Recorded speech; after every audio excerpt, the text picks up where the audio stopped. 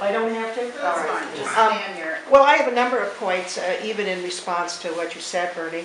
I think the political system is corrupt, and although I have tried around the edges to do things within the Democratic Party, which I probably will and will not do, maybe, who knows. The point is, and I feel more comfortable doing those things in Escondido, California, where I lived part of the time, because there I feel I'm empowering in a minority group to try to do something about their lives, and I don't know what I'm doing here. Okay, let me say that Abby Hoffman, the end of the 60s, said the young have to be there, okay? And I'm a historian, and I'm also over 60, and I know a little about the 60s. I guess I find it a little perplexing that this movement, it gets its inspiration from Egypt and Tunisia, not because there's anything wrong with that, but because in fact we tried to do a lot in the 60s, and there doesn't seem to be any historical connection between what's going on now and what the 60s were about. Except I think in cities where I think maybe at times, like in New York at one point, gets a little bit of a civil rights tinge when a number of African Americans show up. Is that not correct? Yeah. Okay. This is because, and I know I'm being recorded, and that's why I'm saying all this. This is because we're a very ahistorical country, all right? We don't have a sense of history. Because if we have a sense of history, you would know there was a connection between what you're trying to do and the 60s, and the 60s people, believe it or not, had some connection to the 30s. Now that connection they had because their fathers and their relatives were labor organizers, and they had a connection through family some of the time. However, there still seems to me to be this gap, okay? And I would like to correct what you said, because I think you said there was no student demonstration at Iowa State before this, and that's just absolutely wrong. We had lots of demonstrations in the 60s. They were not Iowa City-like, or Madison, or a few other places, but we got out there and demonstrated against the war many times. I mean, the Visha Parade went off one Saturday, and I was hauling my kids with me, and somebody else had my month-old daughter, Susan Franzen did, walking down the street. Okay, so that's part, I think, of what is this problem of a lack of historical connection. Because we've been here ever since trying to do things. And I think there was a period of time when all the protest sort of dissipated and died after the 60s. But, you know, this place may be Iowa Straight, but it is really still a place where some things have in the past gone on, albeit not in comparison to other major campuses, including Michigan, Berkeley, UCLA, etc. All right, I heartily approve of this. I'm not inclined to sleep out. I don't like camping, so I'm not likely to do this.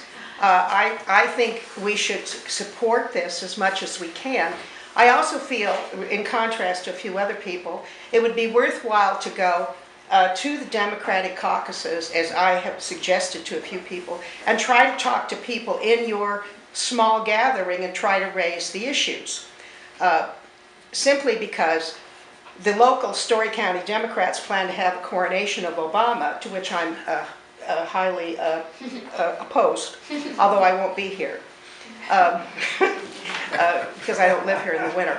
The point is, I don't think you should abandon that opportunity to talk to other people because you have a natural gathering point to try to do that. And I had raised issues like, do not be in a bank, be in a credit union. There are all kinds of things you can bring up, okay, and try to discuss. When I've tried to tell members of the local Democratic Party this, I think they look at me like I've come from another planet, which I think they prefer to ship me off to another planet. That's just fine. And they ship off a few of the rest of us here. But the point is to try to take what opportunities come your way and try to suggest things. And other than that, I'm highly disposed to this. The one thing I do think is that you said people are in it for the duration. Well, the duration's going to be an awfully long time. You know, like 25 years. I mean, you know, the amount of economic power we're confronting is so incredibly complex as well as large, humongous, every other thing, that taking it apart piece by piece will not be easy. I mean, and so it is really a long project, maybe to last several generations. Who the hell knows? Thank you. I like to address the history part, because I think it is fascinating when people, you know, because obviously I'm a student now, right? And so when I think of the 60s and the social movements of the 30s, I have a tendency to, I guess, romanticize that movement.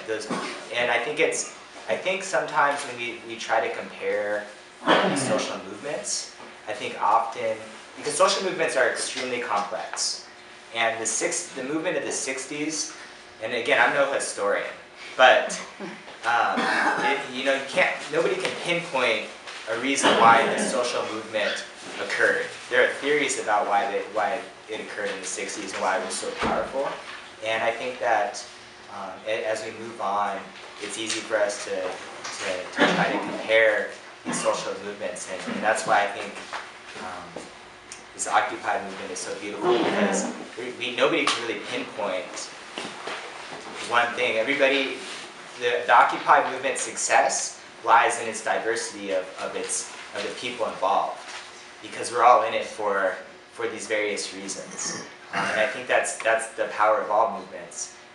And so when you try to pinpoint and compare movements, I think that's when sometimes you kind of detract from their power and what they're really here to accomplish. Although, you know, but I do want to say that when people ask me about the 60s, I say, well, man, I would love to have been in the 60s. You know, and it's so fun. I'd be on the streets every day. But I think what we're really looking for is just, again, as I mentioned, a platform. And that's today what Occupy movement offers, is a platform for us to voice our concerns. And I guess that for me is really the only comparison that I can make, that I feel comfortable making among any social movement. And I want to make sure that, you know, we're careful about any comparisons between social movements. I don't think she was trying to compare as much as establish connection. Yeah. Because connection gives you history, which gives you power. Absolutely. What I wanted to ask about was the main criticism that I read about the Occupy movement is its lack of focus, which I think is bullshit, but you know, they use that against you. And one thing that, like I read David Brooks the other day saying that it's doomed to failure because they have no leaders. Just like the women's movement. Yeah, exactly. Because anything that doesn't have a face on it just can't survive, according to him anyway. So I'm wondering, how do you deal with the constant, it must just be constant, I imagine, frustration of people, you know, diminishing your efforts by saying you have no focus? And then how does it actually work if you, like I was talking to Jeff back there, and you know, he was saying you have a little group that meets and you hope it's bigger so you get a consensus, but you know, it sometimes isn't. So how do you deal with getting a consensus to move you forward? Yeah, we actually do at Occupy Des Moines, we do work on a 100% consensus basis, so things can be very frustrating at times. We sometimes have just marathon general assemblies where, you know, and sometimes we have to table stuff and say, you know, we need to step back from this emotionally and come back to this tomorrow, because we've all, for the sake of the movement and for the sake of the world, we need to build a consensus here. We need to move forward. We need to find common ground. We need to celebrate diversity, kind of like what you guys are saying, and understand that we are all here and we are all very emotionally charged and very emotionally invested in this movement, but it doesn't mean anything if we can't agree on something to move forward. And then also I do just want to address the leaderless kind of nature of the movement, and Some people around Des Moines I know have started calling it a leaderful movement. And I really like that because we are all leaders. We are all, and we actually did, a few of us did an action with CCI